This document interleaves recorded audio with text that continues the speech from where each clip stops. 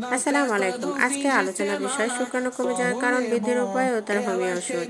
বর্তমান সমাজে শুক্রাণু কমে যাওয়া সাধারণ বিষয় হয়ে দাঁড়িয়েছে। এটা বন্ধ্যাত্বের প্রধান কারণ হিসেবে দেখা যাচ্ছে। শুক্রাণু কমে যাওয়ার প্রধান কারণ মানসিক চাপ ও ক্লান্তি। 2 নম্বর কারণ ধূমপান ও মদ্যপান। 3 নম্বর হচ্ছে অপুষ্টিকর খাবার খাওয়া ও হরমোনজনিত সমস্যা। 4 নম্বর কারণ হচ্ছে অতিরিক্ত যৌনচাপ বা দীর্ঘস্থায়ী যৌনসঙ্গ।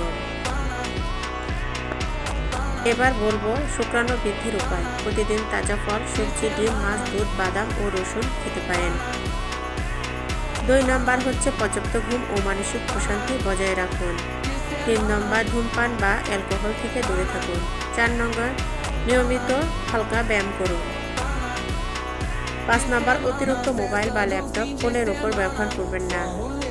এবার বলবো হোমিও ওষুধ।